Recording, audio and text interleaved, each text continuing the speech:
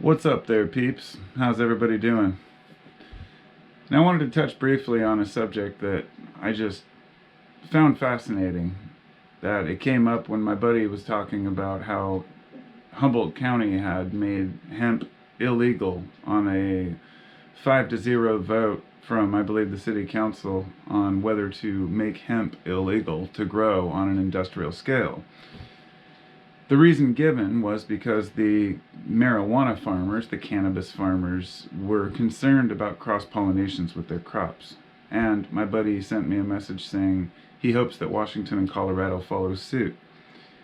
Now, cannabis growers rejoice if their crop is not being pollinated by a field of hemp next door. That's something I can completely understand and relate to, and I think zoning issues will definitely come up and need to be resolved. However, it's extremely ironic, and the irony is in literal irony, not just a coincidence, but the irony in the sense it's the exact opposite of what you would expect to happen. And if in 20 years ago, if you fast forwarded to now, and you look to see what things were like, and you realize that there were cannabis farmers, working against industrial hemp, you would probably think it would be the opposite, as if anything would become legal, it would be hemp, and the industrial cannabis farmers would have to fight to get it legal. Once the states start collecting money on tax revenue, there's no turning back. So Washington, where I live, and as well as Colorado, once they started taking in the funds and everybody else started following suit, we have Oregon and California, and now we have, I don't know, a couple dozen states with legal cannabis, and most states, or at least a majority of states, have at least medical cannabis available. And it's happened quickly. In all this excitement, we've kind of lost touch with one of the main factors of why cannabis needs to be legalized, in my opinion. And that opinion is based around cannabis being not just a medicine as the bud form or the leaf form, and not even just a medicine in its CBD form, which, by the way, a lot of industrial CBD is derived from hemp products. Now, we know the states, the federal government, they're making a hell of a lot more tax revenue off of the bud itself because hemp is just taxed like a standard commodity. But here's the thing. When I was 16 years old, I had these cards I made, little laminated cards, and I started this group that never went anywhere called LOHA. It was Lake Oswego Hemp Activists, and I wanted to get my friends on board.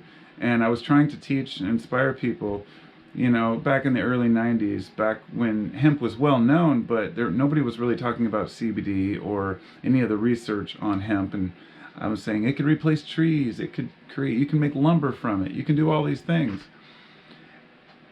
Once cannabis became a legal commodity, what happened was it was taken over by corporate entities, people who were able to afford to buy entire warehouses and thousands of lights or enough land to grow thousands of plants on, pay the taxes and all of the fees associated with it. But it basically locked out small growers from the market. In some states you can grow your own plants, for example. Here in Washington, we're still trying to get a law passed that allows us to grow our own cannabis, even though the state can grow it for you or someone else can grow it for you. And as long as they're getting their tax revenue, they're content with it. But on the issue of hemp, I had a direct opposite response to what others seem to have, in their sense that, now they won't have to worry about their crops. The truth is, pot growers don't have it that hard. You can easily grow in climate-controlled tents or greenhouses if you need to. Sure, it makes things more complicated, but let me put it this way. We were doing just fine and had more than enough weed before we could grow out in the open like that. It's not an issue of there's that many more people smoking or that much more being smoked. There have always been small little, boutique gardens and growers that grow high-quality cannabis.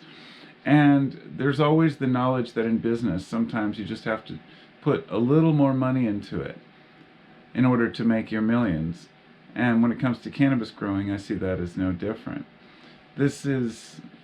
Could be argued to be the same problem, however, to play the devil's advocate on this, even though I do support hemp, I also understand the concerns. especially when you have issues like with what happens with Monsanto and their Terminator seeds, where when their pollen blows over or their seeds blow onto another farmer's property, they can be liable, or they should be liable for that, but really the farmers are liable for having plants growing on their property that they didn't even want. And once Monsanto gets into the cannabis seed market, which I'm sure they already have, and there's plenty of people trying to patent strains and seeds, which is just downhill from there. But these are things that need to be open forum. You know, we don't want Apple or iTunes to be, you know, running running the cannabis industry. We want it to be Linux or something that's open source. We want people to be able to contribute from multiple sources, instead of just having this Bud Light or Busch beer version of cannabis, which seems to be flooding the market right now. And so I'm saying most of the people who are pushing against hemp are not acknowledging the bigger picture of the benefits, the things that we need: the paper, the wood, the pulp. Hemp can make extremely strong boards. It can make all types of things. I mean, hemp is an extremely strong fiber. You know, farmers were forced to grow hemp by law if they could back in World War II. And so anyhow, those are just my thoughts on it. Let me know what you think. And, you know, I'm kind of torn on this one, but I think that stepping in the way of hemp is going to cause a lot more problems for our future, because we need to start thinking outside the box on many of the materials that we use. And that's not even to mention the oil derivatives, the hemp oil, and the omegas in that oil for health, as well as the benefits of having it can actually be used as a fuel. I mean, the options are endless. So we have to keep hemp out there. And I don't think cannabis is really going to suffer much just because hemp exists. Although some of those large, you know, outdoor crops might have to, we might have to work out distancing issues, you know, keep them apart. But let me know what you think. I'll talk to y'all later. Be well.